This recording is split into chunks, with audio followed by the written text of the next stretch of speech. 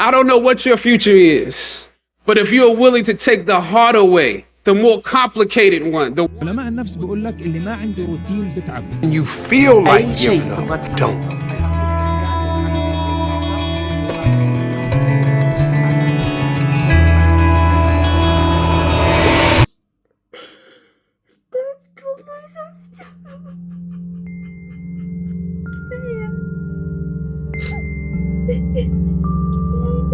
دي قصة كيف اتباع تطوير الذات سلب مني 5 سنين من عمري.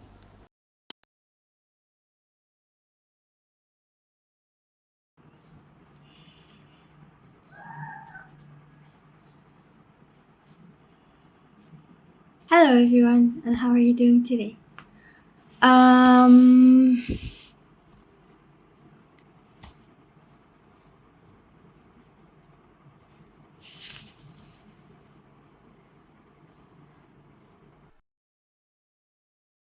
عمرك حسيت ان انت عايز تكون احسن حاجة من نفسك، بس مهما مشيت ناحية الطريق ده كل حاجة ما زالت بتبوظ؟ طب ازاي شيء المفروض ان هو بيصلح حياتك هو يكون السبب ان حياتك كلها تتدمر؟ فانا جاية النهاردة احكي قصة كيف تطوير الذات دمر حياتي وسلب مني 5 سنين من عمري. لعل وعسى حد تاني ما يقعش في اللي انا وقعت فيه، فاتمنى تسمعوا قصتي للاخر. كيف الموضوع بدأ، وهل انا اصلا كنت محتاجة اصلح نفسي؟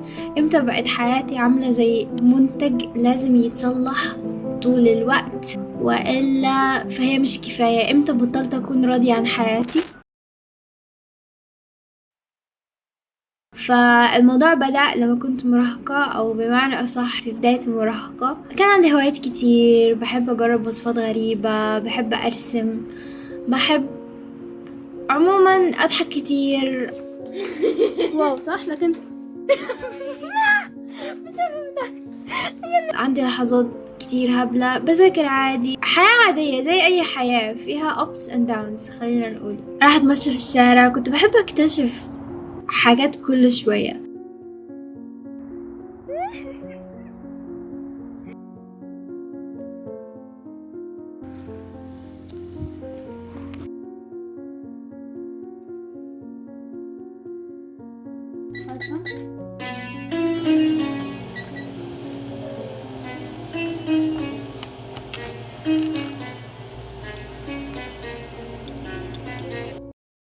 لحد ما الموضوع بدأ اللي كلفني كتير قوي.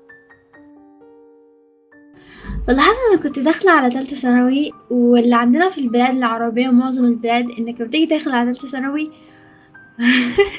حتى مش معظم البلاد العربية لكن برا برضو، إنك لما تيجي داخل تالتة ثانوي بتبدأ تتحط عليك توقعات، خلينا نقول توقعات تقيلة عليك، وبتبدأ تسمع جمل كتيرة معينة بتتكرر من كل الناس اللي حواليك، زي انت داخل ثالثه ثانوي، حياتك كلها تعتمد عليك، انت لازم تتغير. لو انت كنت مش بتذاكر قبل كده ولا كنت بتستهبل، خلاص انتهى وقت الاستهبال وهنا التركيز، وحياتك كلها بتعتمد على ده، ولازم تاكل الكتب اكل، ولازم تذاكر 25 ساعه. خلصت تاني ثانوي تذاكر جامد جدا جدا جدا. مفيش حاجه اسمها خميس وجمعه في ثانوي عام، مفيش حاجه اسمها ماتش كوره اتفرج عليه في ثانوي عام، انسى الكلام ده كله. مفيش حاجه اسمها اصحاب. اعتبر نفسك مسجون لمده عام، واخد حكم سجن مع الاشغال الشاقه لمده عام. وده مثال لنوع الفيديوهات اللي كنت بسمعها في تالتة ثانوي، وقيسوا على ذلك بقى يعني 100 فيديو من قبل تالتة ثانوي، 100 فيديو خلال تالتة ثانوي طول الوقت. وبس حبيت اوضح ان انا مش ضد فكرة ان تالتة ثانوي مهمة طبعا، لا ولازم الواحد يشد حلو فيها، ولكن انا ضد التأثير العكسي اللي الكلام اللي الناس زي ده بيقولوه، ان انت لازم تسجن نفسك وتلغي حياتك ومفيش حاجة اسمها خميس وجمعة.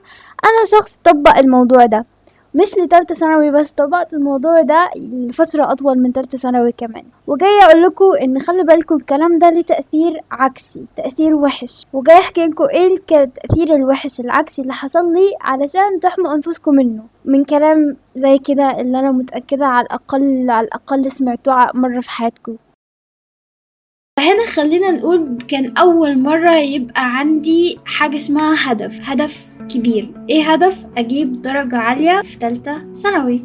فزي اي حد عنده هدف بدأت احاول ادور طب ازاي هقدر احقق الهدف ده. كنت يعني عادي بدأ الموضوع كده اني كنت بدخل على فيديوهات اليوتيوب اشوف ازاي تجيب درجة عالية، ازاي تلتزم بالمذاكرة، وكنت دايما بلاقي فيديوهات كتيرة جدا. كنت بقعد اسمع يعني بالساعات فيديوهات ناس بينصحوني ازاي اذاكر، ناس بينصحوني ازاي اقدر اجيب تالتة ثانوي دي في شوال زي ما بيقولوا. ثم بدأت تالتة ثانوي وبدأت اطبق كل حاجة كانوا بيقولوا عليها، وبدأت اعتبر نفسي في سجن واكتب على الحيطة بتاعتي كل الكلام اللي بيقولوه، زي كم سهرنا من ليالي للصباح لا ننام، وانت تقدر ولا تستسلم وهكذا. يعني كنت اشوف فيديوهات الدين، ربي قادر على كل شيء، ربي قادر يحقق لك اي شيء.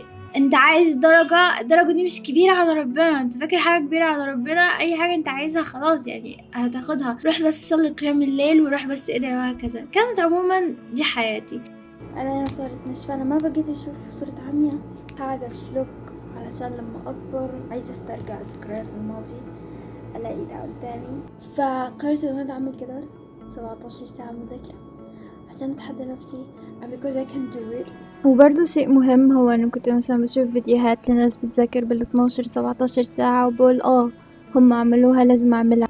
كده قررت اذاكر 17 ساعة. I think if I couldn't do the 17 hours I would be really crushed mentally, so I guess I'm gonna make it 14 hours. النهاردة هخليها يا أنا يا المذاكرة النهاردة. I will do it. I will do it. Let's read it here. I will.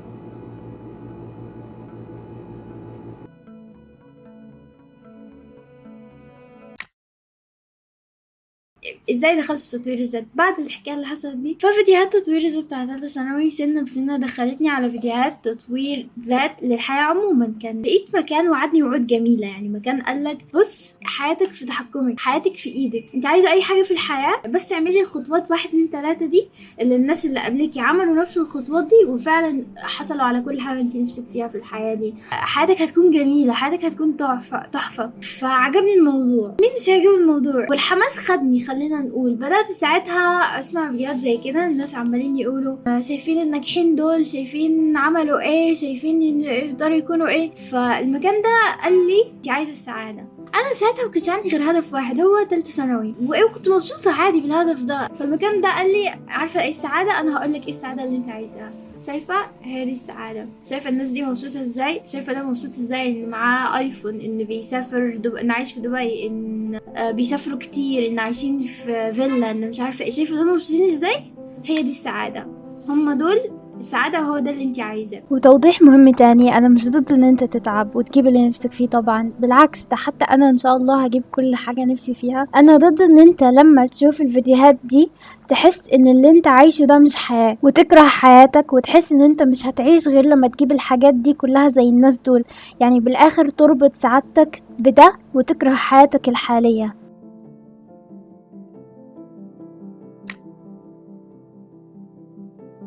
وكمان تطوير الذات بيديك دليل على كلامه، يعني بيقولك شايف دول حياتهم كانت زيك، بالعكس كانت حياتهم أسوأ منك، وشوف أول ما عملوا الخطوات 1 2 3 دي ازاي حياتهم بقت تحفة حتى انت تقدر.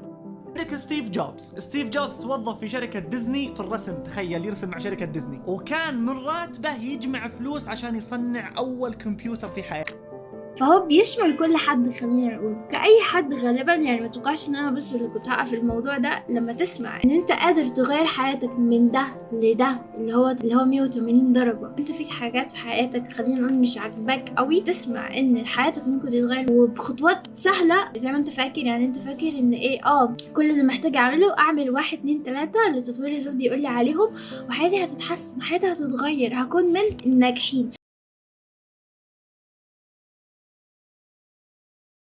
تطوير الذات قسم الناس لنوعين، يعني مفيش وسط، الناجحين والفاشلين. مين دول؟ وكان عنده تقسيمه محدده. الناس الناجحين دول الناس اللي بيصحوا 5 الفجر، عندهم مورنينج روتين، بيعملوا تمارين، بياكلوا اكل صحي، بيشتغلوا 16 ساعه في اليوم. اي حاجه غير كده فانت دخلت في كاتيجوري الفاشلين.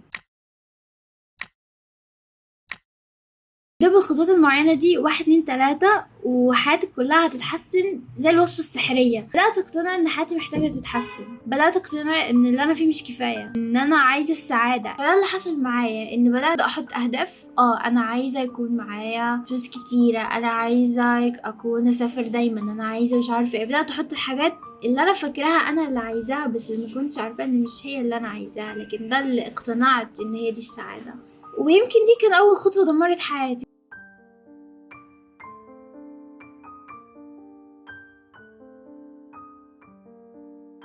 انا عماله اقول تدمير حياتي، بس خليكم معايا وما تفهمونيش غلط. تطوير ذات كويس وانا استفدت منه حاجات كتيره، وبالعكس هتلاقوني في اخر الفيديو بقول لكم ازاي بدات اضيفه في حياتي. بس هي الفكره ان كل شيء حلو ليه شيء وحش. انا كنت مقتنعه ان هو شيء حلو تماما، وان هو ما فيهوش اي شيء وحش، وانعميت على الوحش. فاحنا كبشر المفروض دايما ناخد الحلو من الحاجات قد ما نقدر، نحاول نسيب الوحش. انا ما كنتش بعمل كده، ما كنتش واخده بالي. انا كنت يعني خلي الوحش ده يدمرني، واحط نفسي بقى بمجتمع تطوير الذات ده، اعملها او موت. بخلص كل حاجة في يومي على الساعة 10 الصبح. روتين الناجحين الصباحي، ان انت تكون غني ده شيء سهل جدا. التضحية هي بتساوي النجاح. كنت بنام 2 ساعات في اليوم.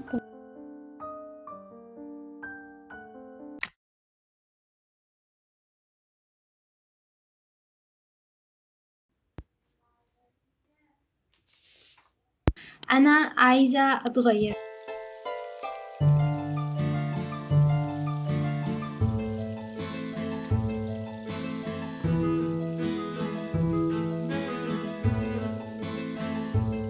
بسمع كل يوم فيديوهات ناس زي يعني بيحفزوك. شايف الناجحين بيعملوا كذا وانت تقدر كمان، انت تقدر زيهم. ايه اللي يخليك ما تقدرش؟ انت حياتك، انت تقدر تصحى كل يوم الفجر. قاوم، لازم تقاوم، لازم تقاوم، لازم تدفع، وهكذا. وبدأت احط قائمة زي الخطوات اللي قال لي عليها تطوير الذات ده، زي الوصفة السحرية. اعملي 1 2 3 وكل حاجة انت نفسك فيها في الحياة هتتحقق. قال لي اصحي بدري، صحيت بدري. قال لي اعملي روتين صباحي، عملت روتين صباحي. قال لي الناجحين بيقرأوا كتب، بيقرأوا كل يوم. بدأت احاول اقرأ كتب.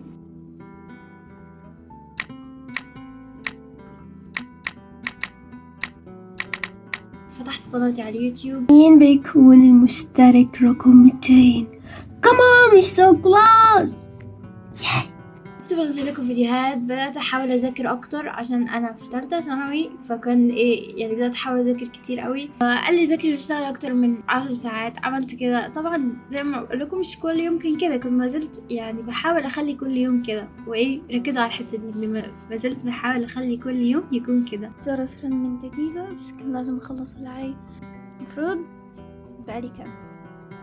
بقالي ساعه. المفروض بعد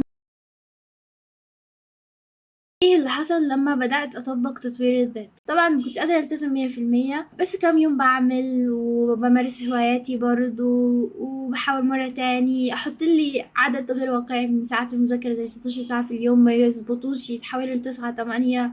احاول مرة تاني. تطوير الذات قال لي حاولي، عمرك ما تستسلمي، وهكذا. وايه النتيجة؟ حياتي كانت عمالة تتحسن مفاجأة، صح؟ يعني غالبا ده المتوقع. درجات، مشاهدات، صحة، معلومات، كل شيء كان عمال يتحسن، لدرجة انا زي كأني بدأت ادمن على الموضوع. ايه ده فعلا حياتي ممكن تتحول للحياة اللي تطوير الذات قال لي عليها دي. حسيت الحياة بقت جميلة، او حلو ان انت تعيش لهدف، حلو ان انت يكون عندك هدف في حياتك. حسيت ان كل شوية ايه ده في معرفة عمالة تدخل في دماغي. كان الموضوع حلو، وحياتي فعلا بقول لكم عمالة تتحسن. ولما كنتش اعرفه ان ده كله هيحصل قبل ما حياتي تتدمر. ومن هنا وقعت في الفخ. وعارفين الفخ في تطوير الذات ان هو يعني محدش هيشك فيه. مين هيشك في الموضوع؟ يعني مين هيشك ان ايه ده، ان انا لو صحيت الفجر واهتميت بصحتي واهتميت باكلي واهتميت مش عارفه ايه، فانا كده اكيد هنجح او حياتي هتتحسن على الاقل، صح؟ محدش فينا بيشك ولو للحظه ان الحاجات دي، لا بالعكس، ممكن هي تكون سبب تدمير حياتك. طب ازاي؟ ما كلها حاجات كويسه، كلها حاجات حلوه، كلها حاجات مفيده. ازاي حاجه زي كده ممكن تضرني؟ تطوير الذات دايما بيقولك انت مش كفايه، انت ما عملتش كفايه، انت لازم اكتر واكتر، اكتر واكتر، اكتر واكتر. سنه بسنه تطوير الذات قال لي شايفه الناجحين ما عندهمش وقت انهم يقعدوا يعملوا حاجه تانية غير الشغل. شايفه بيشتغلوا 16 ساعه في اليوم، بيضحوا بكل شيء، شايفه ده اللي ضحى بكذا وده اللي ضحى بكذا وده اللي ضحى بكذا. بدات اوكي انا لازم اكون كده برضو. بدات اقلل وقت هواياتي، لا لازم يكون وقتي كله للمذاكره للشغل لهكذا. في تطوير الذات قال لي شايفين الناس اللي فكرهم مختلف عن فكر الناجحين دول هيشدوكي معاهم. بدات احاول اقلل وقتي مع صحابي، بدات يعني ادفع كل شيء ممكن ادفعه كدفع وانا مش شاكه، عمري ما في بالي ان ده شيء يعني سيء. اعملها او موت، التضحية هي بتساوي النجاح، كنت بنام ساعتين في اليوم. كل شيء كان ماشي كويس مع شوية بوشنج، يعني كنت مش قادرة التزم بس بحاول اضغط نفسي عشان هو بيقول لي هتقدر هتقدر هتقدر. في النهاية بوظت سنة، كان المفروض اخد 10 دقايق بريك واكمل، لكن رحت اتغدى بعديها رحت اتمشى وعدت ساعة وشوية داونز وبعدين ازيح نفسي تاني، بعدين هكذا. makeup she can't use that brand of makeup.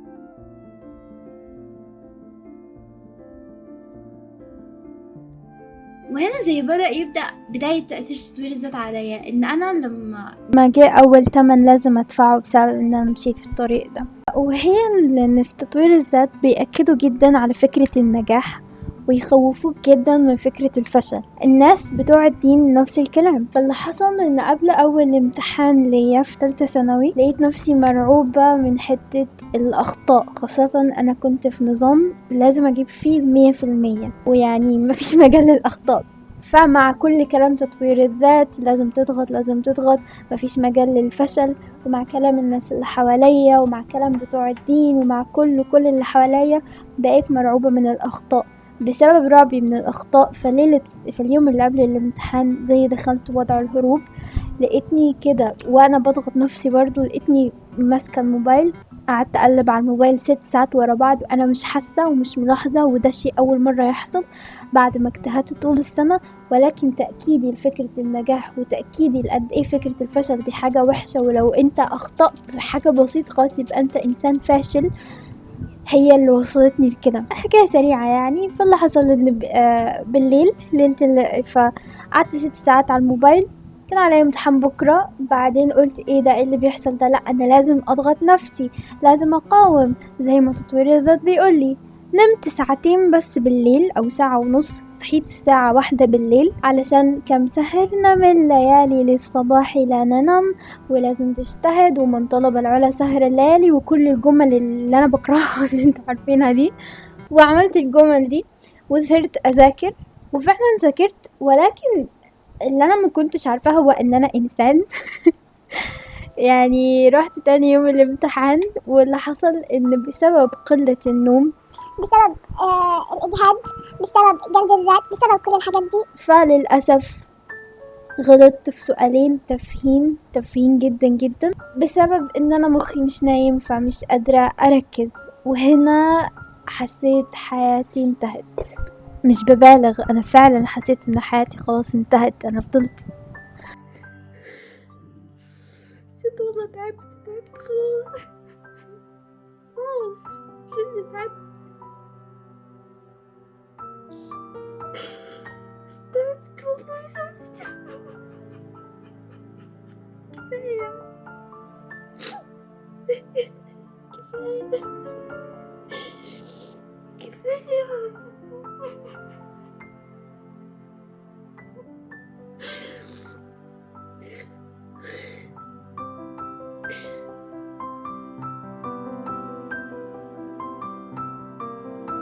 يعني انا كنت نظام تاني، فالنظام ده فيه منهجين، الامور ما عدت كويس في منهج ومنهج تاني لا.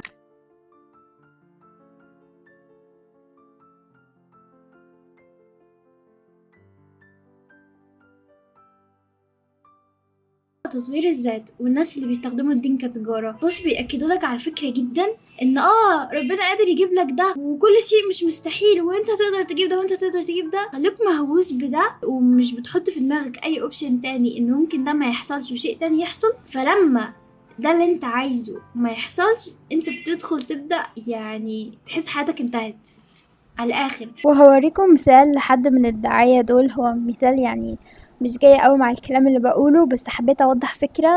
نصيحة لطلاب الثانوية العامة، خدوا عندكم ذاكر، وعلى قد مذاكرتك هتدخل ان شاء الله كلية. ما ذاكرتش ما تتسألش بقى انا ليه لم اوفق، خالص. ذاكر تمام وصلي الصلوات الخمس في مواعيدها، ربنا يوفقك باذن الله. ما ذاكرتش وصليت مش هتوفق. ذاكرت وما صليتش انت على راس غير الموفقين، ولو دخلت الكليه اللي انت عايزها. ونصيحه اخيره، لو ركزتوا ازاي هنا عمال يقول ان لو انت اجتهدت فهتاخد نتيجة، لو ما اجتهدتش مش هتاخد نتيجة.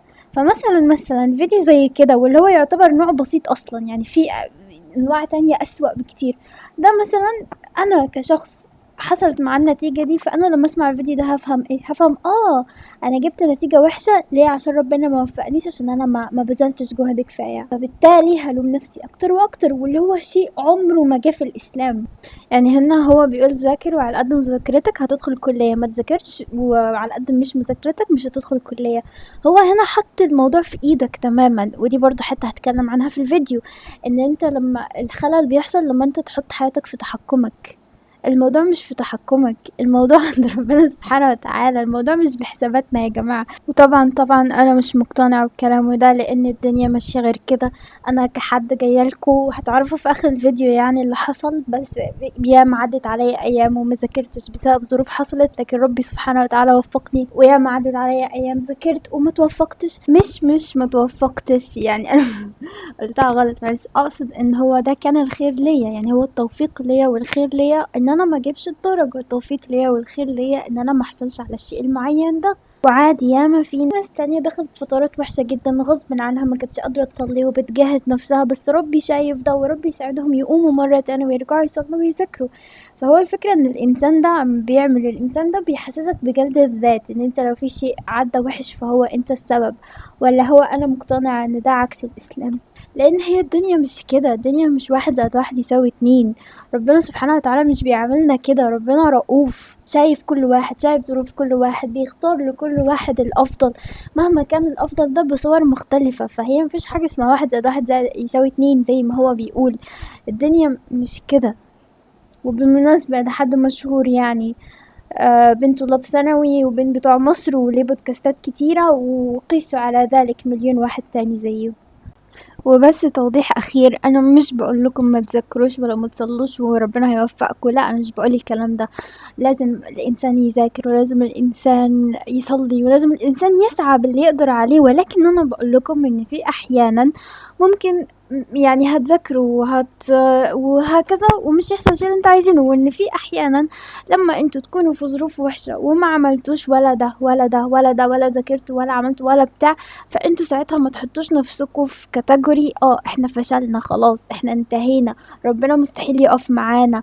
لان هي دي الحته اللي انا كنت بقع فيها، كنت بقول انا ما ذاكرتش خلاص ربنا مش هيوفقني ومش هيقف معايا، ومش بكون قادره اصلا اروح ادعي لربنا، لان انا بقول باي حق اروح ادعيه وانا ما عملتش اللي عليا. ولكن مش كده، ربي لطيف والله، ربي رؤوف، ربي عايزك تروح له سواء مذاكر مش مذاكر ايا كان الحاله. فده اللي بقوله، ان انت لما تقع ومش تسعى كويس ما تحطش في نفسك في حته انا انتهيت، لا ما تحطش في نفسك ان لا ربنا مش هيديني او ربنا مش هيسمعني، لا ربنا لسه معاك سواء انت واقع مش واقع، طالما انت بتروح تلجأ له فهو لسه معاك، فروح الجأ له. وبرده الحته دي متكلمه عنها في الفيديو، بس انا بس يعني ما قدرتش امسك نفسي وقلتها دلوقتي، بس متكلمه عنها بشكل اكتر بعدين في الفيديو.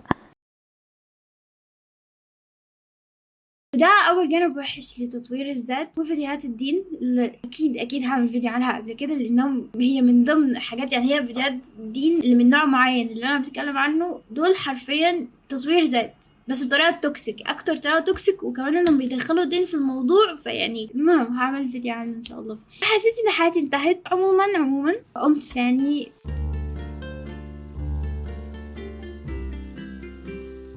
جيت هنا في مصر، سافرت مصر. كنت انا عايشه في السعوديه قبل كده، معظم عمري في السعوديه.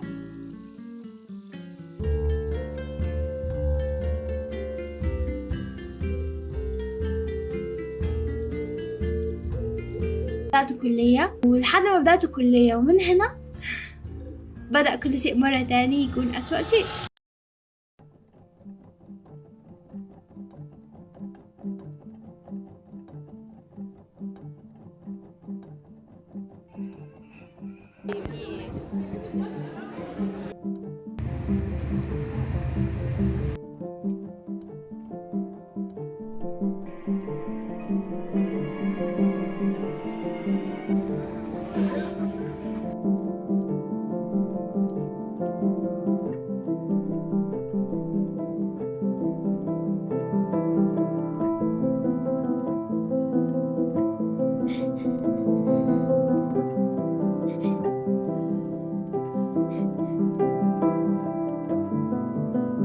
اللي بيحصل ان ايه، تطوير الذات بيقولك انت لو اتبعت الخطوات اللي بقولك عليها دي انت هتنجح. بالظبط زي كأنه بيقولك بص انا هديك وصفة كيكة واتبع المقادير دي بالظبط، حط بيضتين كوباية دقيق ايا كان، ولو اتبعت الوصفة دي بالظبط هطلع احلى كيكة. لكن عمره ما بيقولك ان ممكن فجأة وانت بتعمل الكيكة مع انك اتبعت كل المقادير، خلينا نقول ان ممكن فجأة الانبوبة فصلت منك والفرن خلاص بطل يشتغل فهتطلع كيكة نية. ان ممكن فجأة انت الغلط وانت بتحط دقيق يقع بزيادة فبوظت طعم الكيكة، طلعت كيكة طعمها مش حلو. او ممكن بالغلط انت تنسى ان انت حاطط الكيكة في الفرن فالكيكة تتحرق منك. كل دي سيناريوهات واردة صح. تطوير الذات المشكلة فيه ان هو عمره ما بيقولك ده، هو دايما بيحسسك ان انت المشكلة. انت الكيكه باظت منك، طب يا عم الانبوبه فصلت، لا انت السبب عشان انت ما ركزتش كفايه، انت ما غيرتش الانبوبه قبلها بيوم لما فصلت وليه ما خدتش بالك، ده يتكبر مني انت السبب. ليه؟ لان تطوير الذات اصلا مبني على حته ان حياتك في تحكمك، انت ليه ما ركزتش وانت بتعمل الدقيق، طب ايدي جالها تشنج انا انسان عشان كده الدقيق اتكب، لا انت السبب. وكل شيء انت قاعد تعيشه اليوم بنسبة 99% هو بسبب القرارات اللي انت اتخذتها في الماضي. شوف حياتك اليوم، انا ابغاك تشوف حياتك اليوم وتشوف كل شيء فيها سلبا وايجابا. كل شيء انت قاعد تعيشه اليوم هو نتاج قرارات اتيحت لك في الماضي وانت اتخذت فيها قرار معين. لا، وخذ الحقيقة المرة الاقوى برضو، كل شيء راح تعيشه في المستقبل يعتمد على الخيارات اللي اتاحها لك رب العالمين واللي راح تاخذها اليوم يا صديقي المتابع. وبالضبط مثل ما سمى الكتاب مارك مانسون، أنت في حالة اختيار دائمة. اوكي، وتوضيح هنا مرة تانية عشان انا بجد مش عايزة اديكوا اي لبس في اي شيء بقوله. فاللي عمله الشخص ده هنا انه بيقولك ان اي حاجة بتحصل في حياتك انت السبب فيها ودي نتيجة لقرارات انت اتخذتها، تمام؟ بمعنى ان حياتك كلها في تحكمك. طيب انا مش ضد ان انت تعرف ان حياتك في تحكمك. ليه؟ لان فعلا في حاجات كتير في حياتك انت بتكون السبب فيها، واحداث بتكون في حياتك بتكون نتيجة لافعالك. ودي فكرة مخيفة نوعا ما، بس انت لما تدركها بتكون فكرة كويسة وبتريحك عشان انت بتعرف ان انا اللي دخلت نفسي في الوضع ده وانا بالتالي عندي القدرة ان اطلع منه، فانت بتطمن لما تعرف كده. ولكن هنا انا بتكلم عن شيء تاني، ان في حياتك نوعين من الاحداث، تمام؟ في نوع في فعلا حاجات بتكون نتائج لافعالك وانت السبب فيها، وفي احداث بتكون تماما غصب عنك وتماما خارج عن ارادتك وتماما من عند ربنا سبحانه وتعالى. فانا هنا بتكلم عن ان بسبب تطوير الذات ممكن يحصل لبس عند حد زي ما حصل عندي لبس، ان انا دخلت في منطقة ان انا كنت بلقي اللوم على نفسي في كل شيء يحصل في حياتي. اي حدث يحصل وحش بلقي اللوم، انا اكيد السبب زي ما هما بيقولوا، وما كنتش مدركة ان لا، في حاجات في الحياة دي هتحصل ومش انت السبب فيها، وهي كده حكمة ربنا، تمام؟ فبس حبيت اوضح النقطة دي. ولكن بالعكس لما تدرك ان حياتك في تحكمك وتبدأ تاخد خطوة نحو تغير ده شيء جميل. ولكن خلي بالك ما تخلطش على نفسك ان حتة الاحداث اللي بتيجي غير تحكمك وتلوم نفسك فيها، لان انت ساعتها هتلوم نفسك وهتلاقي نفسك مش قادر تغير الاحداث دي لان هي مش في تحكمك، وهتدخل في دايرة سيئة جدا من جلد الذات. بس كده بقى عايزاكم بس تتخيلوا معايا الجحيم اللي ممكن انسان يعيش فيه لما يلقي اللوم على نفسه في كل شيء وحش يحصل في حياته. وكمان معلومة كمان، أنا عارفة إنه معظم الفيديوهات دي ممكن تكون خارجة عن السياق الأصلي للفيديو، يعني ممكن يكون الشخص بيتكلم عن شيء تاني بس بسبب الفيديو تقص بالطريقة المعينة دي فبانه إنه هو بيتكلم عن حاجة تاني. ولكن في النهاية الفيديو اللي خارج عن السياق هو اللي انتشر في هيئة فيديو قصير، وهو اللي الناس سمعته وهو اللي أنا سمعته، اللي هو الكلام الخارج عن السياق، وهو ده الكلام اللي أثر. محدش غالبا هيروح يسمع الفيديو كامل يشوف السياق الأصلي. فهي دي الفكرة، ان هو بيحسسك ان مهما حصل، مهما امور عدت غلط فانت السبب، بطريقة ما بتطلع انت السبب في كل شيء بيحصل في حياتك. وهنا بيبدأ مصطلحات كتيرة، المثالية، الامبوستر سيندروم، جلد الذات، لان هو هيحصل خلل اكيد طالما الانسان مفكر ان حياته كلها في تحكمه. فتبدا انت لان انت واثق في تطوير الذات، واثق ان ده شيء دايما هيفيدك، فعمرك ما بتشك في كلامه، وتبدا انت تلوم نفسك برضو، ايه ده انا السبب فعلا، انا اللي كان لازم اركز اكتر، انا اللي كان كذا كذا. وهي دي العقليه خلينا نكمل. فايه اللي بيحصل لما تبدا تحس ان حياتك مش تحت سيطرتك؟ وهل فعلا كل حاجه في ايدك زي ما بيقول؟ وليه محدش قال لي ان التكيف محتاج وقت؟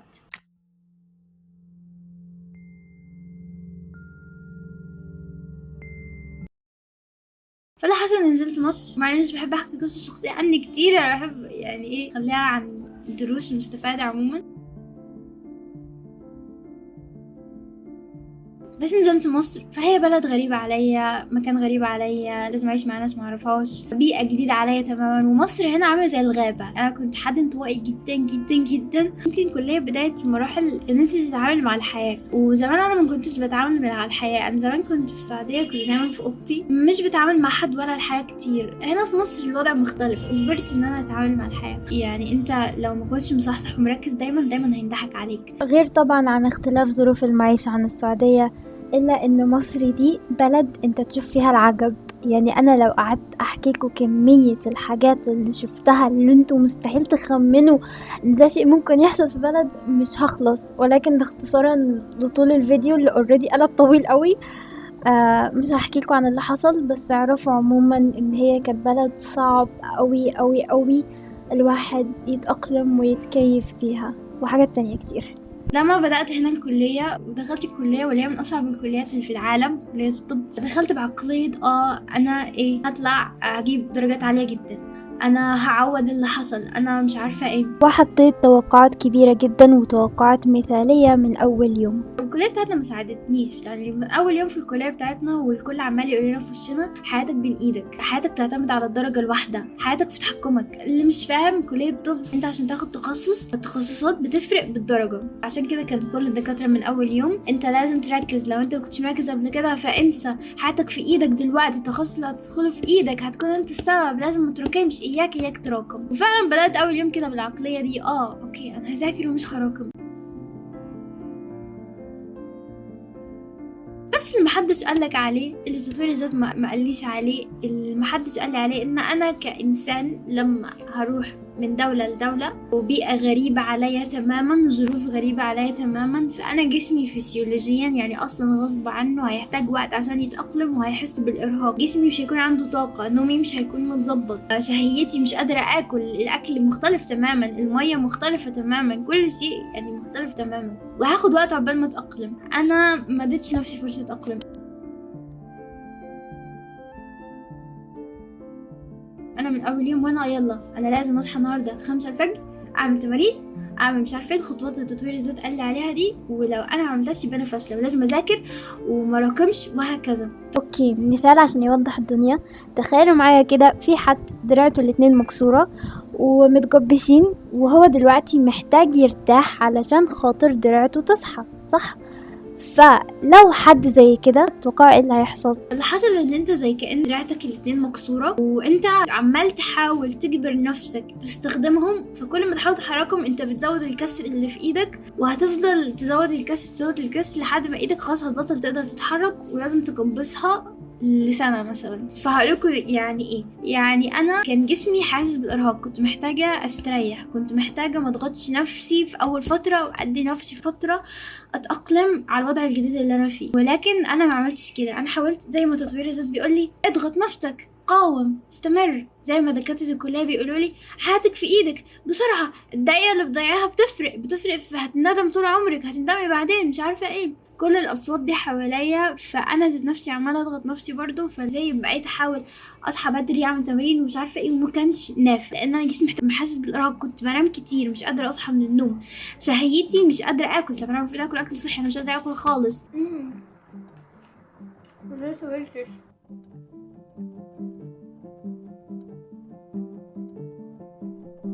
المذاكرة مش فاهمة حاجة. يعني الطب كله بالانجليزي، غير انه بالانجليزي اصلا معظم مصطلحات لاتينية.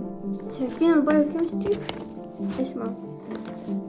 Conversion of fructose 6-phosphate into fructose 1,6-diphosphate activated by phosphofructokinase 1 is reversed by fructose 1,6-diphosphatase, then fructose 6-phosphatase is isomerized to glucose 6-phosphate by irreversible action of phosphohexoses isomerase.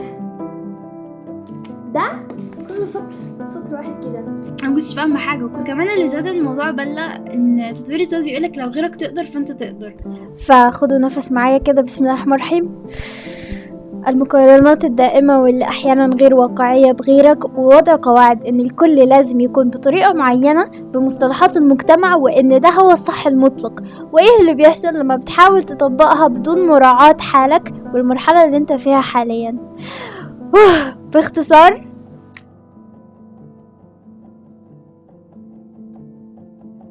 فكانوا العيال في الكلية معايا ما شاء الله كلهم عمالين قادرين يجاوبوا من أول كام يوم على طول، وأنا مش فاهمة هنا حرف. وتطوير الذات بيقولك لو أنت مش عارف فأنت السبب، أنت مش بتبذل جهد كفاية. لكن اللي أنا ما حطيتوش في دماغي إن العيال دول منهج أمريكان، يعني كانوا بياخدوا كده الأحياء والفيزياء والكيمياء وكل شيء بالإنجليزي واللاتيني، المصطلحات دي. أنا طول عمري منهج عربي، أنا طول عمري ما خدتش ولا شيء بالإنجليزي غير مادة الإنجليزي نفسها. وأكيد هواجه وقت عقبال ما أقدر أتأقلم، وعقبال ما أقدر أعرف أفهم اللي الدكاترة بيقولوه بالإنجليزي ده. مش قادرة أفهم، فالمفروض أسمح لنفسي فرصة أتأقلم وما أجلدش نفسي. تطوير الذات بيقولك لأ، أنت لو في شيء مش ماشي كويس فأنت السبب. ألوم نفسي لأ، أنا مش فاهمة، ده معناه إن أنا مش بحاول hard enough، وهو ده تطوير الذات بيقولك عليه. فلومت نفسي أنا السبب. فلما لومت نفسي قلت لازم أضغط أكتر وأكتر. حاولت أضغط أكتر إيديا المكسورين دول أحاول أضغط أحركهم وأقول لأ، لازم، وأنا مش قادرة أتحرك ومش عاطية نفسي فرصة تأقلم خالص. عايزة كل الأمور تكون مثالية من أول يوم، لحد ما خلاص دراعتي ما بقتش قادرة تتحرك. يعني إيه؟ بدأت الحياة وبدأت مع تطوير الذات. بعيدا عن ان انا كنت بروح الكلية بشنطتين لقيتني فقدت الاحاسيس، ومع ذلك والله الواحد الصوت المفروض اكون متحمسة انها اخيرا but I feel like I'm so tired, like have no energy. مش شاكة، مع ذلك عمالة ألوم نفسي. يعني كان واضح في علامات كتيرة، بس ما زالت الكلية مستمرة، صعوبة المصطلحات مستمرة، صعوبة الحياة مستمرة.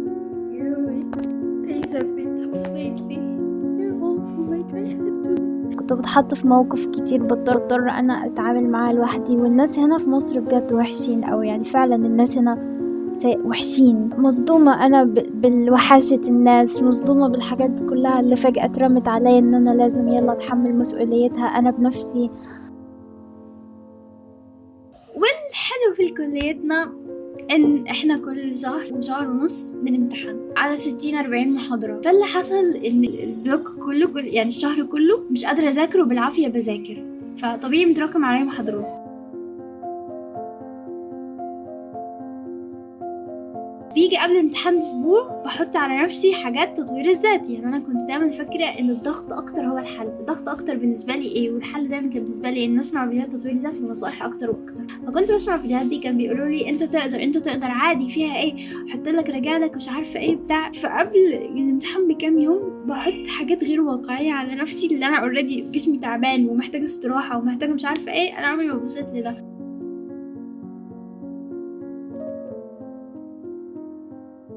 I look hella funny right now, but so I've been wanting to study for a little while now, but the problem is حتى شوفوا كتبت على ايدي motivational phrases. Problem is I've been wanting to study، بس اللي هو ايه، الواحد ما كانش معود نفسه على الانضباط، فبحس ان انا قاعدة اعاني من مشكلة الانضباط يعني، واختبار الميد بعد بكرة.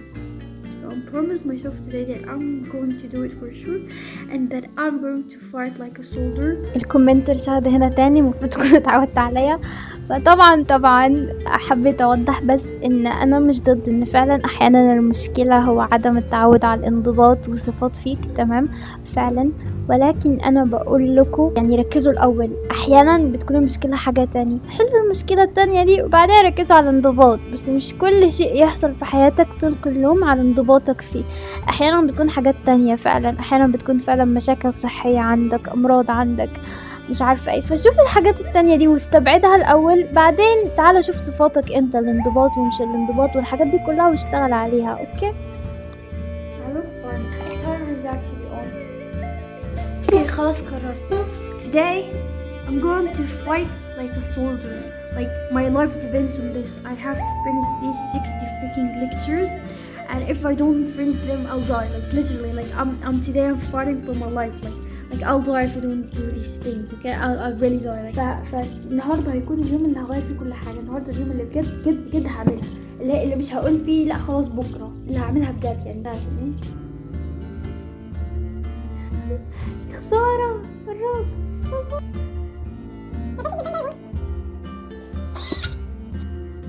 شوية كلمات.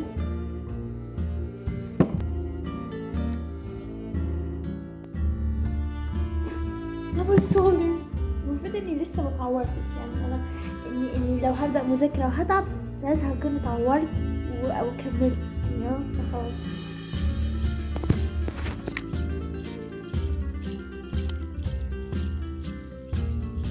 وانا طبعا ما كنتش عارفة ان ده السبب، وكنت فاكر السبب والمشكلة هي انا. وتطوير الذات قال لازم تضغط نفسك اكتر لما الامور تمشي مش كويس، وده اللي كنت بحاول اعمله، اني اضغط نفسي اكتر.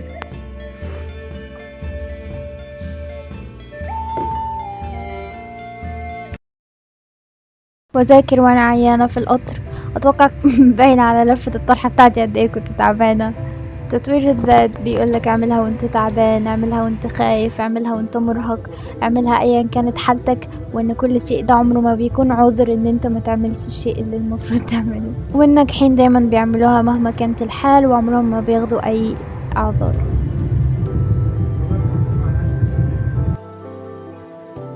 وطبعا انا بضغط الضغط ده كله ومتوقعة نتائج، ولكن زي ما تخمنوا غالبا جسمي تعبان، مش قادرة اركز كويس، عمالة اضغط زيادة، فالنتائج هتبوظ اكتر واكتر. حتى لو ذاكرت انا مازال دماغي مش قادر يركز، مازال جسمي مرهق، مازال عدد ساعات نومي بتزيد.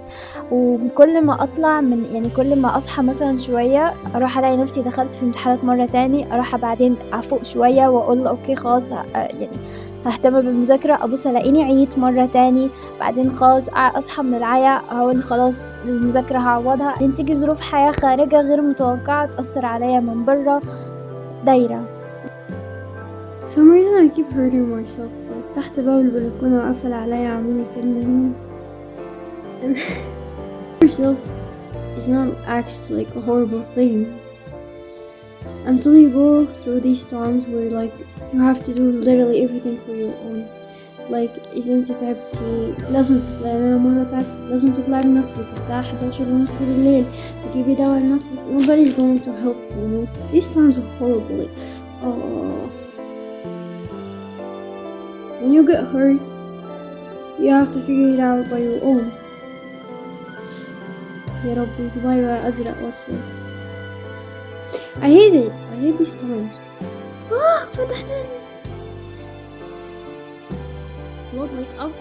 حطيت يمكن 50 طبق من منديل واحد. وزي ما قلت لكم على نظام كليتنا نمتحن فاينل كل شهر على 60 محاضرة، وفاينل وميد وعملي. انا يعني ما كانش متاح ليا فرصة ارتاح، انا بكون في ضغط اوريدي، جسمي في ضغط السفر، في ضغط التعب، المرض، بعدين اضغط نفسي زيادة علشان الامتحانات، بعدين الاقي نفسي ما عنديش طاقة اكتر واكتر، بلاقي نفسي عييت زيادة كمان، عييت مرة كمان بعد ما يدوب بالعافية بعد اسبوعين صحيت اخيرا. وبعدين بسبب اني باعية بعدين تتراكم عليا محاضرات اكتر، بعدين اضغط نفسي اكتر، تروح اتعب اكتر، تروح تتراكم اكتر. فاهمين انتوا الدايرة اللي بجد لا يعلم بيها الا ربنا بجد. I just want to say that I'm farting because like I have a million excuses now to stop.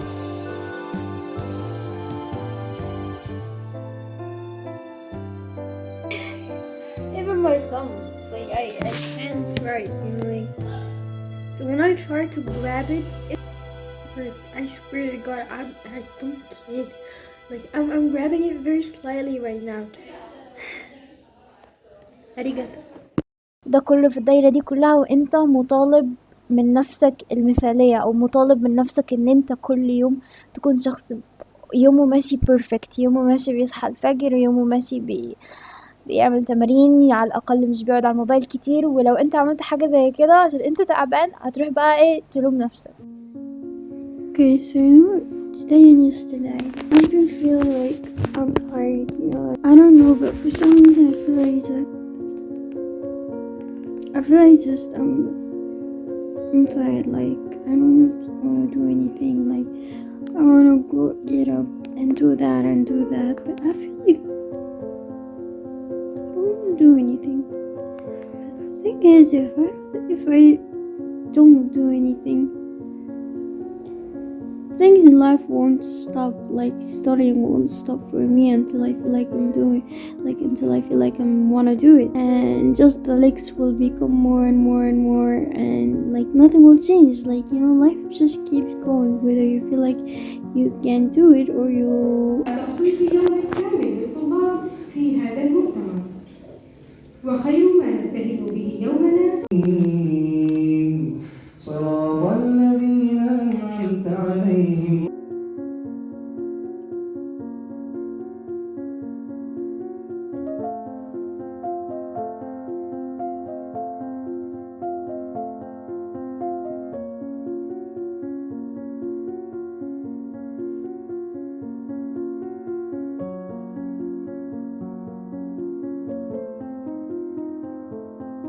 كل ما انت تبعد تعمل الحاجات اللي تطوير الذات بيقولك عليها، كل ما انت بتبدأ تحط نفسك في مصطلح الفشل، كل ما انت بتجلد نفسك، كل ما انت بتغرق ناحية دايرة الموبايل والمماطلة، وان حياتك بتسوء اكتر واكتر. وهنا تبدأ تلاحظ ان كل فعلا ما تقرب ناحية تطوير الذات كل ما حياتك بتسوء. يعني لحد ما دخلت في فترة جسمي مش قادر، بدأ يزيد النوم اكتر، ويزيد ان انا كنت بنام 16 ساعة في اليوم، مش قادرة اصحى، مش قادرة اركز في الكلية، كل 5 دقايق عمالة اتوب انام، جسمي خلاص عايز يشت داون، يقفل زي الموبايل لما يسخن عايز يقفل. عدم التمارين والمماطلة على الموبايل، واني قاعدة طول الوقت على الانمي، عايزة ادخل وضع هروب، جسمي مش قادر. فاكرين الكاتيجوري اللي قلتلكوا عليه في الاول ان تطوير الذات بيقسم الناس نوعين، فاشل ناجح؟ فانا في العادات اللي كنت بعملها دي اني بنام كتير، حياتي عبارة عن موبايل، اكل وحش. دخلت هنا كاتيجوري ايه؟ الفاشلين. وما أدراك وما كاتيجوري الفاشلين. هنا بدأت احط على نفسي المصطلح ده، والموضوع وحش. يعني ايه؟ تبدأ، وكنت دايما بشارككم على مدار السنين، بنزل يوتيوب ان هي يلا هحاول اذاكر، هنحاول نعملها وهكذا، لحد ما ايه، دراعتي كانت متكسرة، بس طبعا ستريس وضغط نفسي مش عارفه ايه، بقت رجلي متكسرة، بقى جسمي كله متكسر، عمالة احاول اضغط على نفسي اكتر واكتر، وهكذا على مدار 2.5 سنين انا في الوضع ده. كل شوية عمالة اضغط والامور مش ماشية كويس، حاولت حياتي الشيء لازم يتصلح ابدا، اتحسن شوية ثم تيجي امتحانات مرة تاني، ثم هوب نكرر نفس الدايرة، تحسن شوية تيجي امتحانات نكرر نفس الدايرة. شاهد قبل الحذف، غرفة طالب الطب قبل الاختبار. 2023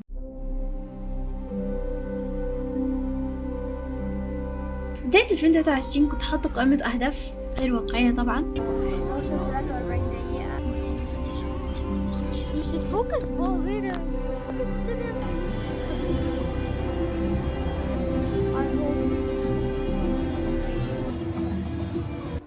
So I hope it becomes a very good year and I become a successful person and I achieve all of my dreams and I trust it.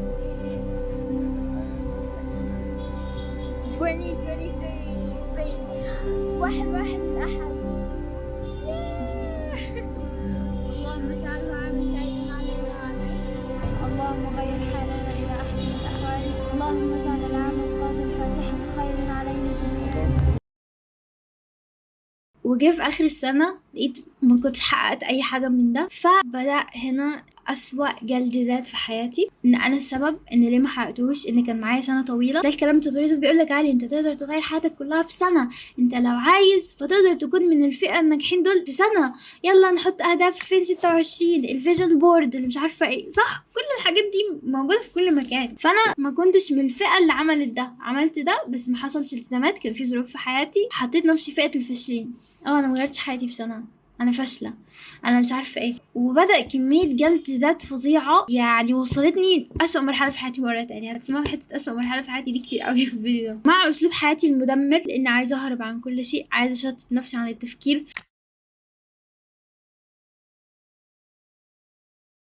باكل حلويات كتيره، مع ان عمري ما كنت حبيت الحلويات قوي. بقعد على الموبايل كتير، دايما في تشتت، دايما مش قادره اركز اي حاجه حد بيقولها. اروح الكليه انام كل شويه، كلام الدكاتره مش قادره اركز فيه. ففضلت ابعد اكتر واكتر ناحيه حته الاهداف بتاعتي، وبدات اقع اكتر واكتر واكتر واكتر في ناحيه جلد الذات والفشل. خلينا نقول نظري اتدمر، صحتي اتدمرت، يعني جات لي مشاكل جسديه بسبب الاسترس اللي كنت فيه، وخسرت كتير قوي. يعني ساعتها لومت نفسي جدا.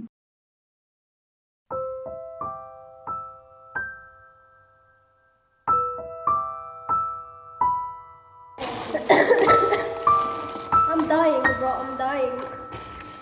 Let's go take my medications.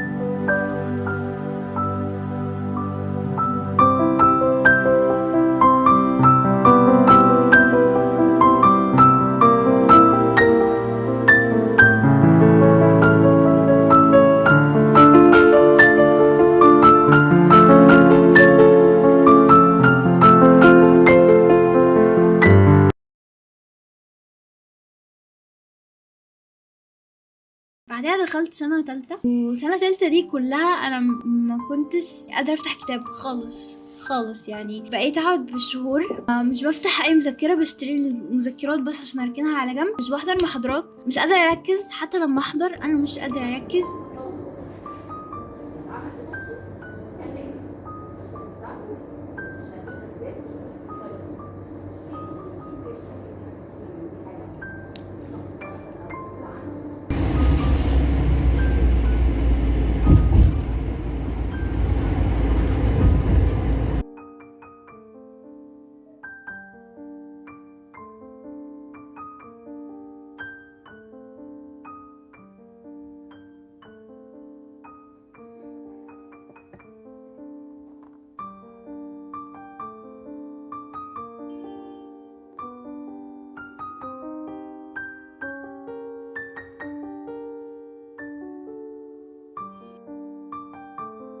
يعني هو انت لما تكون في ستريس لفترة طويلة جدا ودايما حاسس ان حياتك لازم تتحسن، ودايما بتحاول تجبر نفسك تجري وجسمك كله متكسر، طبيعي ده اللي هيحصل فيك. ما كنتش قادرة اتحرك خالص. قعدت فترة كده نص السنة تقريبا، نص سنة تالتة، وبعدين قلت لا لازم استعيد حياتي، لازم احاول ارجع مرة تاني. حاولت افتح البراند، ان انا كنت حياتي عبارة عن اني بتحسن يومين وببوظ 7 كمان، بسبب ان انا بتحسن يومين بحط نفسي في توقعات عالية، يلا اعملي ال40 عادة دي اللي تطوير الذات قال عليهم، ولو ما عملتهمش يبقى انا فاشلة، فراح برجع تاني في ناحية جلد ده. فهي دي اللي حصل. اليومين اللي كنت بقاوم فيهم دول هم دول اللي بالعافية بعد شهور قدرت اخيرا افتح البراند. ساعتها فكرت ان انا فهمت ان تطوير الذات هو السبب. عملت لكم فيديو على الموضوع.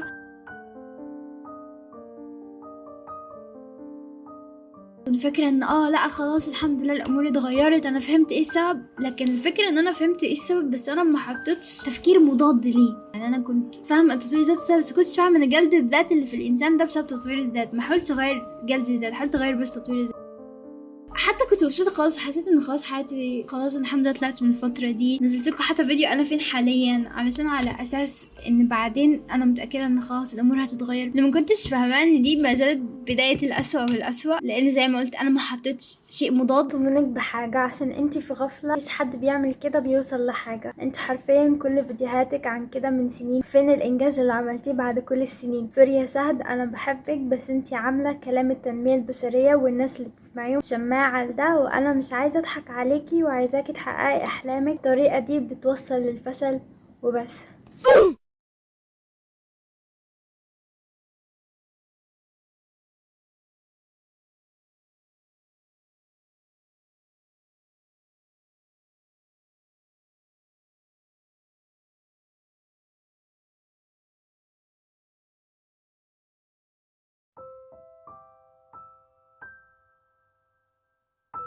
كنا بدأنا سنة كلينيكال في الكلية، والكلينيكال ده عبارة عن خلاص بتتعامل مع بشر، بتتعامل مع مرضى. بدأ ضغط الدكاترة مرة تاني. الكلينيكال ده درجاته أعلى بكتير من الأكاديمي اللي فات. انت لو اللي فات ضيعت فيه انسى، انت لازم تقاوم حاليا، لازم حياتك في ايدك، هتندم. مع الأفكار دي كلها بدأت حتى أنا أجلد نفسي.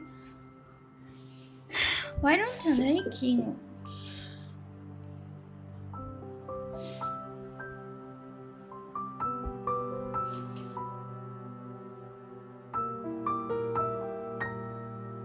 دخلت في وضع الله اعلم اكتئاب ولا احتراق. انا مش شخص دكتور ولا اي شيء، لكن جاي احكي قصتي لان بحس ناس كتير بيمروا بقصه زي كده ومحدش فاهم، محدش متاح لي يروح عند حد زي اللي حصل معايا. فعشان كده احكي لكم. دخلت في وضع نفس اللي فات اللي حكيت لكم عليه. حياتي كلها عباره عن بنام، نومي ملخبط، اسهر الليل. لو عندي كليه بضطر احضرها عشان الحرمان، ويدوب واصله على الحافه كنت هتحرم. ومش بحضر محاضرات، بحضر بس سكاشن. حتى السكاشن اللي انا بحضرها مش قادره اركز، يا اما قاعده على الموبايل، يا اما انا مهما حاولت اركز في اللي هم بيقولوه. انا كلام الدكاتره بالنسبه لي فراعنه. ارجع البيت اكلي متدمر، كل شيء متدمر باختصار، لان انا حطيت نفسي في حته كده ان انا من الفاشين، فخلاص المذاكره بتتراكم. بس بزياده بقى ان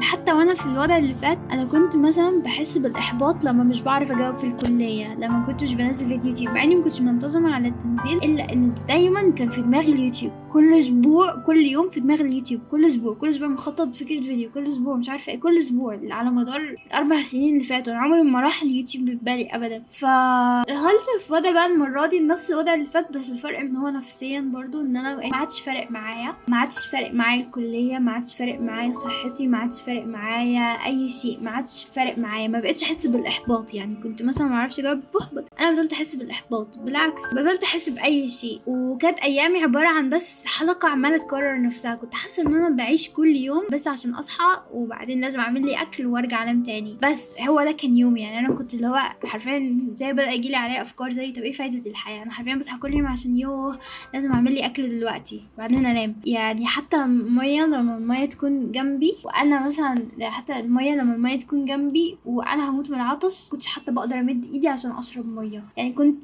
عارفين التعفن على السرير هو ده، انا كنت كده، كنت بس على السرير. بس الفرق ان المره دي من زمان كان مثلا بيكون فتره كل كام يوم بعمل كده كل كام يوم بس بتحسن. المره دي لا، فضل الوضع ده لشهور. وحصلت هنا ان موبايلي اتكسر وانا قلت لكم ساعتها نزلت بوست وده يعني زود الموضوع اسوأ. ليه؟ لان انا في دماغي طب انا كان معايا الموبايل، طب انا ليه ما صورتش، طب انا دلوقتي حتى لو عايزه اصور مش قادره اصور، طب اعمل ايه. بدا جلد ذات اكتر واكتر واكتر. بقيت اعمل كل حاجه عشان ما افكرش، بقيت اترعب من فيديوهات تطوير الذات. يعني لو انا بقلب على الموبايل وجات لي فيديو تطوير ذات ثانيتين من اول 3 ثواني بيبان ان هو هينصحني، بقلب على طول. بطلت اسمع اي شيء له علاقه بانه هيفيدني، اي شيء اشوف على اليوتيوب غلاف فيديو من بره هيبان ان هو هينصحني بقلب على طول. تروما. حتى في الفتره اللي بدات اعمل فيها البراند لما كنت فاكره حياتي متحسنه، ساعتها حاولت ارجع اكتب اهداف مره تاني. واللي لاحظته ان انا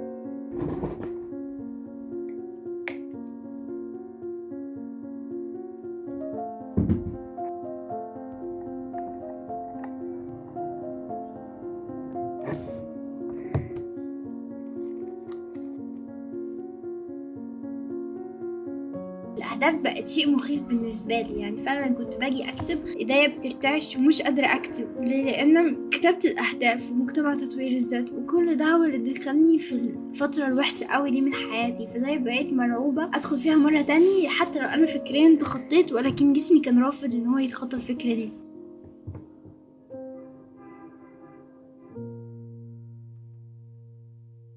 بدأ يخطر عليا افكار زي ايه الفايده من الدايره دي. طبعا درجاتي وقعت في الحضيض، مش قادره احس انا باي شيء وبطلت اعمل اي شيء كنت مهتمه بيه. يعني بطل عندي اهتمام باي شيء. مثلا كنت بحب اتفرج انمي، ما بقتش اتفرج انمي ولا اي شيء بحبه، ولا بقى عندي اي شيء. حتى كنت بكذب عليكم لو قلتلكم ان ده بس اللي حصل، لان انا كانش عندي مشاعر. مش عارفه صراحه كل يوم عدى ازاي. يعني ذاكرتي عن الفتره دي ممسوحه تماما. يعني انا بس حاولت القط كام حاجه من كام صوره اخدتهم على مدار فتره طويله.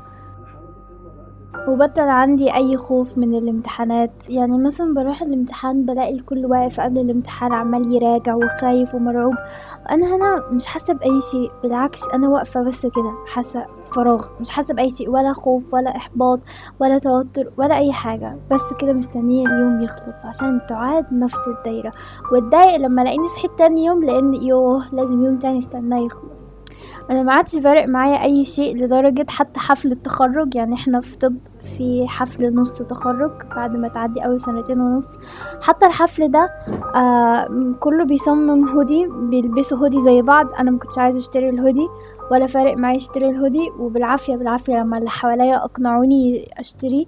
بعد ما اشتريته ولا حتى قعدت احضر حفل التخرج، انا بس كنت فضلت 10 دقايق كده بعدين مشيت بسرعه على البيت عشان بس اقعد تاني على السرير بتاعي اقلب في الموبايل. ولا اتصورت معاهم رغم ان هم جابوا فوتوغرافر ومصور والبنات كلها قاعده تتصور ويعملوا ذكريات حفل تخرج. يعني عندنا حاجه كبيره. انا ما كانش فارق معايا، مشيت على طول بعد الامتحان ب5 دقايق مشيت ما حضرتش. كمان احداث مثلا مميزه زي العيد كان بيجي العيد برضو لا مهتم اشتري لبس عيد، يعني مشتريتش لبس عيد ولا حاجة، ولا عايزة احضر العيد اصلا، عايزة افضل في البيت. وبس معلومة، انا ليه بظهر لكم ده كله؟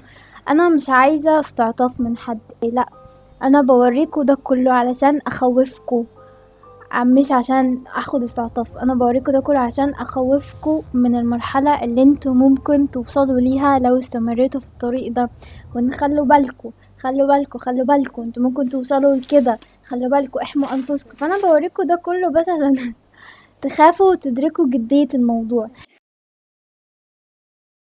كل يوم صحابي يروحوا الكلية يضحكوا يبتسموا، مبتسم معاهم بس مش حاسة بشيء يعني.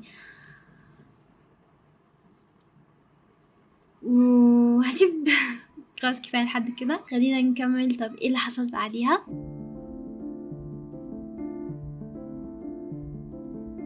رغم اني وصلت لمراحل ان انا بطلت اقدر اتحرك، وبطل عندي اي رغبة في التحسن، وبطل عندي اي رغبة في ان انا اطلع من الوضع فيه، الا ان انا يعني كان مازال في احساس صغير ان لا انا عايزة ده يتغير، يعني انا عايزة ارجع تاني. وكان الحل الوحيد اللي في دماغي، مديني جربت تطوير الذات مليون مرة، ودايما كل مرة بغوص اسوأ واسوأ.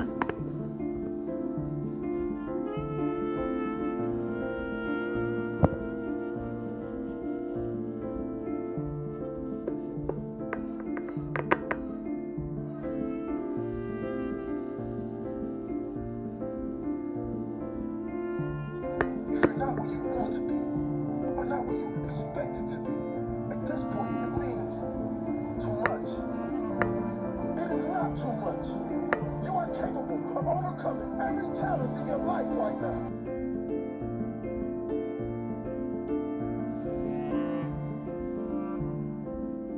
اللي هو ان الحل الوحيد في دماغي ان اروح ادعي ربي واصلي ركعتين زي ما الكل بيقول روح صدعي روح صلي. بس انا كنت واصله لمرحله ان انا مش قادره اعمل كده، ان انا كنت واصله لمرحله ان انا مش قادره، بالعافيه بصلي الصلوات اللي عليا. حتى كنت انا فاكره ساعتها اللي حصل، كنت على السرير، يعني حتى الدين كان متوقع مني المثاليه، في حين رب العالمين ما طلبش مننا المثاليه. يعني الدين الناس تقول لك إيه، انت عندك هم عايزه يفرج، استغفر 10,000 مره وقول سبحان الله 100 مره وقول مش عارفه ايه، كأنها وصفة طبخة. يعني أنا هتكلم في الموضوع ده فيديو تاني، أنا عمالة أمسك نفسي عشان إيه ما تسمعوش فكرة مني وتحكموا عليها إلا لما تسمعوها للآخر في فيديو كامل، وبعدها تفهموا اللي أنا بحاول أقوله. تمام؟ فأنا فكرة كنت قاعدة على السرير مش قادرة حتى أرفع إيدي عشان أدعي، وبس يعني قلت يا رب، وكنت ماسكة السبحة، وكنت على أساس إن عايزة أعمل على الأقل 100 استغفار، إلا إني يعني كان آخري في اليوم كامل 8 استغفارات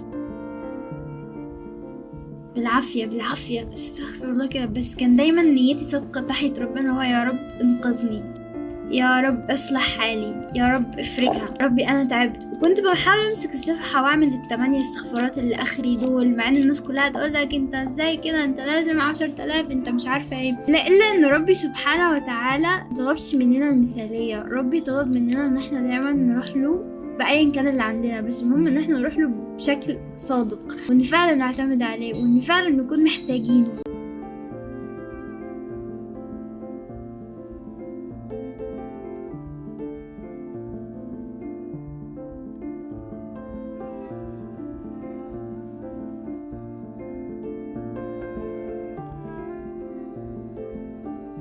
وساعتها اللي حصل ان من بعد ما عملت كده كام يوم وحياتي بدأت تتغير تماما. مش هقدر احكي لكم كل حاجة حصلت انها تغير، طبعا حياتي ما اتحسنتش لا في يوم وليلة، وبالعكس الى النهاردة وانا ما زلت في رحلة التحسن، الا ان هي اتغيرت. يعني عن 7 سنين فاتت كان الامتحانات بتاع اخر سنة تالتة، رغم ان انا ما فتحتش كتاب السنة كلها، ومش بكذب لما ما فتحتش كتاب، ومش حاضره محاضرات، ولا عارفه المنهج بيتكلم عن ايه، الا بفضل ربي سبحانه وتعالى الامور عدت. يعني معظم الامتحانات ما عدتش كويس ابدا، الا ان في فتره الامتحانات دي اتعلمت فيها. انا عارفه ان بقول الموضوع على السريع، بس انا مش عايزه الفيديو يطول، ممكن ابقى اعمل لكم جزء تاني ازاي يعني حياتي اتحسنت.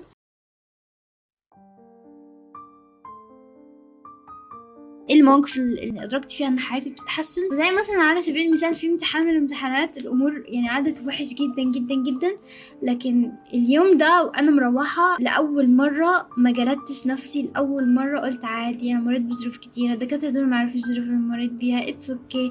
اهم حاجه ان انا مثلا حاولت هنا مش حاولت بتاع تطوير الذات هو 6 ساعات مذاكره وروتين صباحي مش عارفه، لا حاولت هنا هي ان حرفيا ال10 دقايق مذاكره الوحيدين اللي انا عملتهم ربي بيبص عليهم سبحانه وتعالى. بدات اعالج التفكير اللي عندي ده، تفكير جلد الذات، تفكير ان حياتي لازم تكون خطه دايما محتاجه تتصلح 1 2 3 4 5. بدات احاول اعيش اكتر، بدات بدل ما اصحى كل يوم اول حاجه في دماغي ايه ده انا ليه ما صحيتش على المنبه، كان المفروض اصحى على المنبه، بقى اول حاجه في دماغي اني بقيت ابص كده على الشباك واشوف صوت العصافير وضوء الشمس وهو داخل، وانبسط جدا ان في يوم جديد في حياتي بعيدا عن حصل انجاز ولا ما حصلش انجاز. لا عارفين لما تبداوا تشيلوا حته كاتيجوري الناجحين والفاشلين وتحطوا نفسكم في النص احنا بشر، وان مش زي ما بيقولوا لك انت المهل حتى لو سعيد خلاص هتجيب كل حاجه نفسك فيها، لا يعني ربنا سبحانه وتعالى طلب مننا السعي مش النتيجه. في احيانا انت ممكن تسعى وما تحصلش على النتيجه عشان ده خير ليك، فاهمين؟ فهي دي الفكره، ان بدات اعيش حياتي كده، انا ما عادش فارق معايا النتيجه نجاح فشل ايا كان، انا اللي فارق معايا ان اسعى كل يوم، والسعي مش الخطه المثاليه زي ما قلت، السعي هو يدوب الكام دقيقه اللي انا قادره اسعى فيهم دول بطاقتي الحاليه، بس اني كل يوم بحاول اتحسن. وانا فاكره ساعتها كان في اخر امتحان اول مره وانا راجعه من الامتحان في القطر، اول مره ابص من القطر وفعلا اقدر اشوف ايه ده، يعني ايه ده. انا كنت دايما ببص، انا بقالي 3 سنين بسافر في القطر، كل مره ببص على القطر دايما في الشباك، بس كل مره زي كاني مش موجوده، يعني كنت بتشتت. انا اخر يوم امتحان ده لما بصيت فيه كنت حرفيا اللي هو اول مره اشوف المنظر من 3 سنين، اول مره اشوف المنظر. انا لايك ياه. وانا راجعه في الطريق اول مره الاحظ ان الطريق فيه عواميد اناره، يعني متخيلين ازاي كنت دايما حاطه حياتي في حته شيء لازم يتصلح، ما عاملاها كمنتج مش عاملاها كحياة، ان لازم كذا لازم كذا لازم كذا. والمضحك في الموضوع ان كل شيء كان لازم اكونه كان عمري ما انا. حاليا ما زال التحرك صعب لكني عمالة اتحرك، وده المهم. مش المهم ان انت حاطط خطة مثالية مشيت عليها ولا مشيتش عليها، ان مهما حصل ما زال في حاجة بتحصل وحشة كتير، لكن انا بطلت احاول الوم نفسي على كل شيء، بطلت اعامل نفسي كالوصفة اللي التوتوريال بيقولك عليها ولو باظت انت السبب. بدأت ابص الموضوع اكبر بكتير، في حكم حياة، في حاجات مهما عملتها هتحصل غصب عنك، هي كده يعني ده خير ليك، مش لازم كل الامور تكون دايما ماشيه كويس عشان يكون فيها خير ليك. انا وصلت لمرحله ان اول يوم ذاكرت فيه انا بكيت، كنتش قادره افتح كتاب بقالي شهور. اول يوم فتحت فيه تطبيق اللي بمنتج فيه على اليوتيوب فعلا بكيت برضو، اللي هو مكنتش مصدقة. بدأت أتحمس لكوباية القهوة مرة تاني، بدأت أتحمس لإني أقابل صحابي النهاردة، بدأت أتحمس للكلية، بدأت أحاول أرجع هواياتي سنة بسنة. ما زال صعب بس بدأت أحاول أقطع إدمان الموبايل إنه غصب عني دخلت فيه.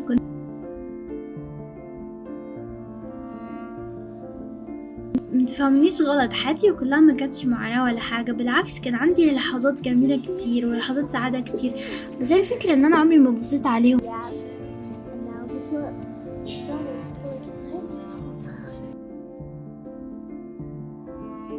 لازم زي الزمن يجيب شعبان، حط عنك واحد زي كمان بقى لازم زي الزمن يجيب شعبان، حنجر بنجر وادي اللي يصير سندوتش 110 شنطتي بس ب110. نسبة الستات كبيرة جدا عكس الحاجات التانية. هو يعني ستها اصلا تتخيل لازم تغير.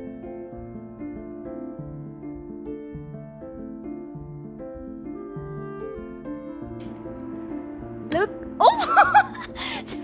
استنى امسكها راسي اتخلعت مني. اوكي هذه حصان وعروسة حلوة المولد. اكل انا متاكد عملها برز بسوي سكر مغشوش او تبان ولد وتجوز عليه حرفيا. سجاي ناني كوري انا عايزه ملبن. تعالي خبط كده.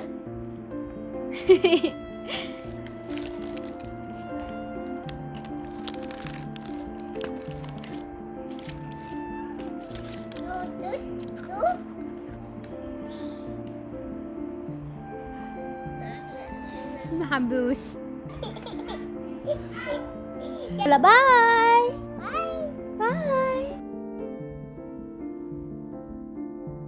لان انا في دماغي دي ما كانتش السعاده كانت الشيء اللي تطوير الذات قال لي عليه، فانا عمري ما التفت ليهم. لكن لما فكرت فيها لقيت ان حياتي كانت مليانه لحظات سعاده، ان السعاده مش شرط ان انت تعيش في دبي ولا تكون معاك فلوس كذا ولا بيوت كذا ولا حياتك بيرفكت كذا، لا بالعكس، انت ممكن تلاقي السعاده، يعني السعاده ممكن تكون مفهومك السعاده مختلف. وانا ادركت ده، ان انا حياتي دلوقتي سعيده، انا مبسوطه بصحابي، مبسوطه باللحظات اللي بنضحك فيها، مبسوطه في اللحظات العشوائيه، وفعلا ان انا طول عمري كنت مبسوطه وانا مش واخده بالي. فده اللي بدات احاول اعيشه حاليا، ان مهما حصل ابص على الحلو، ابص على قد ايه انا مبسوطه، ابطل اطارد شيء انا اصلا مش عارفه اذا انا عايزاه ولا لا. ما تفهمنيش غلط، ما زلت انا بسعى ناحيه اهدافي، بس الفرق العقليه اختلفت. زمان عشان كان لازم احصل عليها والا دي مش حياه. حاليا لا، انا حياتي حاليا مبسوطه وحباها، ومع ذلك بحاول اسعى للاكتر، لان انا برضو بحب الاكتر واكتر، فاهمه؟ يعني الاثنين بقيت فاهمين، يعني بقيت احب يعني رضا. عارفين الرضا؟ الحمد، مش ان حياتي ولا شيء الا لما ده يحصل. انا عمري ما اكون مبسوطه الا لما ده يحصل، الا لما ده يجي، ساعتها هكون مبسوطه. كمان اصلا انا لقيت تطوير الذات في الاسلام. يعني تطوير الذات بيقولك اعمل افرميشن كل يوم، قول لنفسك كلام ايجابي. الاسلام اوريدي فيه الاذكار، اذكار الصباح، كل حاجه. ربي حسبي الله، انا بتوكل عليك يا ربي، النهارده ان شاء الله يكون يوم جميل. كل ده موجود في اذكار الصباح واذكار المساء. تطوير الذات بيقولك قانون الجذب هيجيب لك كل حاجه في حياتك. الاسلام بيقولك اليقين، بس خليك عارف ان حتى وانت عندك يقين ممكن امور ما تمشيش زي ما انت عايز، عشان ده خير ليك، وفعلا ده هيكون خير ليك. وممكن حاجه انت عايزها وهي حاجه دي تدمرك.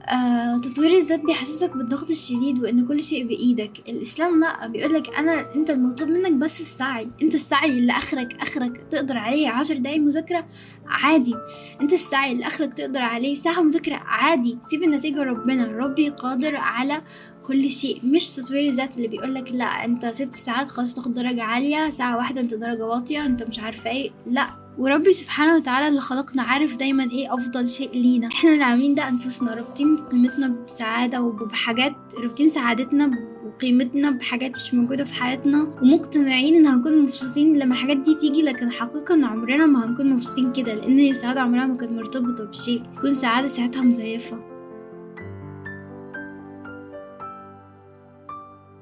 خلينا اقول نقطة مهمة، مش تطوير الذات بس اللي خلى حياتي بالطريقة اللي كانت عليها الفترة اللي فاتت، في عوامل تانية ادت للموضوع ده، لكن انا بحكي لكم بس جانب تطوير الذات اللي ساهم في الموضوع واللي كان جزء من الموضوع. لان مش كل حد هيدخل كده هيحصل له نفس اللي حصل ليا، فكلنا مختلفين. فبطل تعامل نفسك كأنك يعني وصفة 1 2 3، احنا بشر. ولا تدور تسمع فيديوهات تطوير ذات، ولا تملى وقتك فيديوهات دين. في نظري الاولى مش بتعرفك المنظور الديني، ومعظمهم تقليد للاجانب بس، والتانية معظمهم بيشيلوا الجانب الدنيوي، بيحسسوك انك اسوأ حد في العالم لو كنت عايش الدنيا برضو. يعني حتى الدين عمالين يقولوا لك انت عموما، يعني انا عارفة ان انا يعني اخر نص التاني من الفيديو سرعته وقلت حاولت اعمله على السريع، ولكن لو الفيديو طول غالبا مش كتير هيسمعوه. ولكن يعني وانا بتكلم حاليا ادركت ان كل نقطة محتاجة حقها. يعني انا مش بحب اقول فكرة ناقصة، مش عايزة اقول الفكرة ناحية ازاي مثلا تفكيري تجاه الدنيا اتغير، مش بحب اقولها في 2 3. بحب لما يكون عندي فكرة اوصلها كلها لاخرها، علشان خاطر كل انسان بيفهم الفكرة بطريقة مختلفة، عشان تكونوا فاهمينها كويس. فعشان كده يعني ان شاء الله في المستقبل هتلاقوا الفيديوهات الجاية كلها عبارة عن تطوير الذات، ولكن مش تطوير الذات. يعني هتلاقوا اللي هو ازاي الواحد يكون مبسوط وحياته تتحسن في نفس الوقت، وازاي بقيت اعيش حياتي حاليا وما زلت امشي ناحيه الاهداف بس بدون العذاب كله اللي انا مريت فيه ده. وهتلاقوني بضيف كل فكره في فيديو، كل فكره هتلاقوها في فيديو كامل يتمحور عن الفكره، وهوريكم بالتفصيل ازاي انتوا تقدروا تعملوا ده. لان مثلا فكره ان بقيت اصحى كل يوم وانا مبسوطه، طب الكلام اسهل من الفعل. طب ازاي ممكن واحد يعمل كده فعلا؟ طب ما هو مش معنى ان هقول هصحى كل يوم مبسوطه خلاص يبقى هصحى كل يوم مبسوطه، مع ان في حته كده يعني، بس هتشوفها في الفيديو. فان شاء الله الفيديوهات الجايه هتكون كده، ما زال تطوير الذات بس مش تطوير الذات. هبطل ان دي تطوير الذات، انا بقى عندي عقده من الكلمه دي، اخليها اللي هو ازاي تحسن حياتك وانت مبسوط وفعلا حياتك تتحسن وبسعاده وهكذا. بس شكر للناس اللي فضلت تكتب لي تعليقات رغم ان انا بطلت انزل من زمان. انا عمري ما نويت اوقف، لان في كتير فاكرين ان انا نويت اوقف بسبب غيرت اسم القناه، لكن ده سبب تاني بحكي لكم غيرت الاسم. وشكرا للي فضلوا يبعتوا لي تعليقات، يكتبوا لي تعليقات ويبعتوا لي على الانستجرام، رغم ان انا بقالي كتير كتير قوي نزلت اسئله انهم فضلوا فاكريني وفضلوا كل شويه يبعتوا. انا مش مصدقه انتوا ازاي كده، انتوا من بعد ربي وكنتوا السبب ان انا رجعت مره تاني. يعني بجد مش متخيلين الكلام اللي بتكتبوا لي بيأثر قد ايه، يعني فعلا بيساعدني. فشكرا خالص، واتمنى اشوفكم في فيديو جاي. مع السلامه.